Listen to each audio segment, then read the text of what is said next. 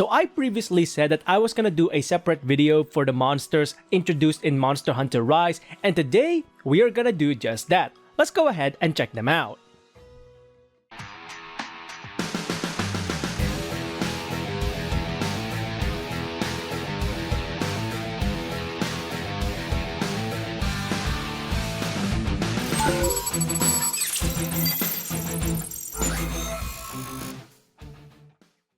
Hey everyone, Pinoy X here once again, back with another Monster Hunter Rise video, and today as you can see, I am going to be talking about the 4 monsters introduced within Monster Hunter Rise, just to get a bit of an understanding on their characteristics, their combat behavior, so on and so forth.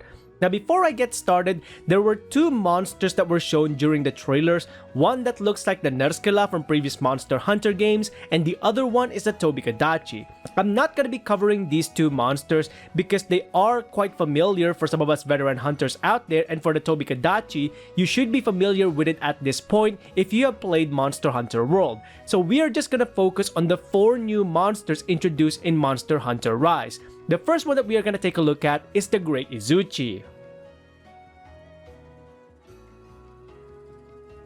So the Great Izuchi is a bird wyvern that takes on more of a theropod-like appearance, much like that of the brute wyverns. However, it's a lot more compact. With regards to that brute wyvern comparison, one of the key things about the Great Izuchi's characteristics is that it actually has a uniquely shaped tail. Much like that of the Glavenus, the tail of the Great Izuchi is actually bladed. However, unlike the Glavenus, the tail shape of a Great Izuchi takes on more of a side shape rather than a sword shape.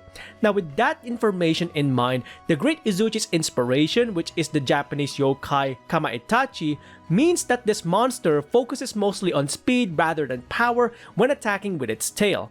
Alongside this, the monster can call on the 2 sharpest Izuchis in its pack in order to work in tandem with one another to really put pressure on hunters when they start fighting this monster. So this creature will put a lot of pressure on you by calling on the 2 sharpest Izuchis in its pack in order to really try and take you down. So it's that combination of speed and coordination that really makes the Great Izuchi a threat in Monster Hunter Rise.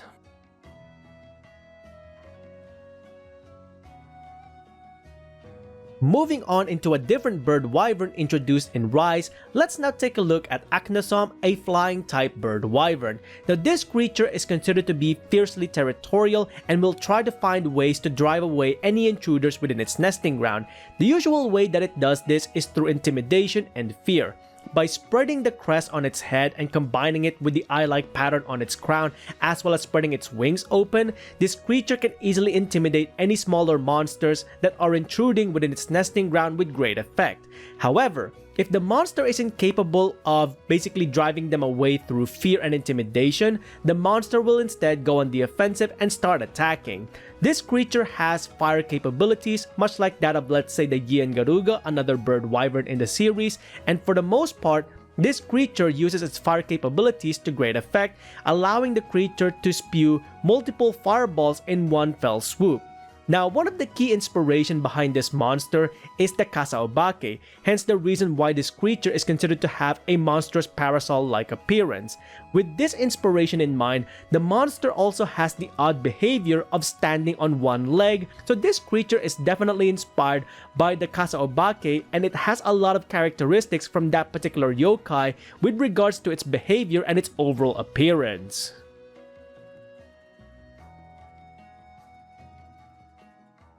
Shifting to a monster type that we didn't get to see in Monster Hunter World or Iceborne, let's now take a look at the amphibian type monster Tetranodon.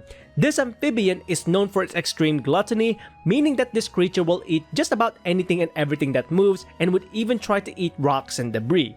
With this creature's gluttony in mind, we actually get to see a bit of that gluttony during the turf war between Tetranodon and the Arzuros during Monster Hunter Rise's preview. You can actually see the Tetranodon trying to swallow the Arzuros whole, and fortunately enough, the Arzuros was able to escape. That really shows you just how powerful this creature is and just how much hunger it has in comparison to some of the other creatures that we have seen so far introduced in Rise.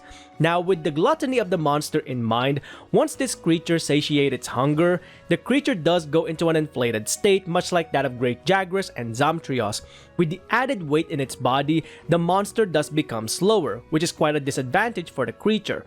However, you shouldn't let your guard down because with that added weight in mind, this creature's power and capabilities do become more destructive, albeit much slower. So the destructive capability of Tetranodon is going to be amplified with the added weight of its body during the fattening process of this monster. The overall rotund appearance, turtle-like shell, and the crown on its head really shows that Tetranodon is heavily inspired by a modern take on the yokai kappa in Japanese mythology. With all of that being said, this creature also has combat capabilities that are akin to that of a sumo wrestler, really showing the kappa inspiration for this monster because kappas are known to be quite fond of sumo wrestling as well. All in all, this creature does take a lot of inspiration from the mythology that it's based on.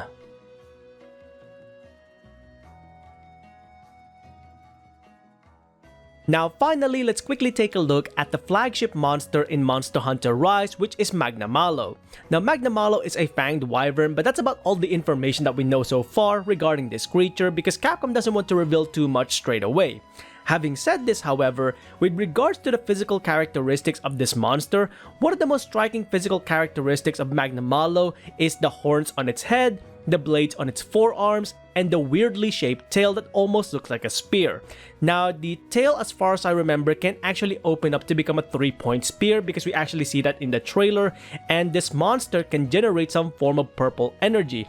Maybe something to do with the malice in its description because this monster is described as a fearsome fanged wyvern that hunts its prey with relentless malice. So whatever the case may be with Magnamallow, this creature is definitely looking to be a very fascinating flagship monster in Monster Hunter Rise, and I can't wait to see more regarding the flagship of this particular title.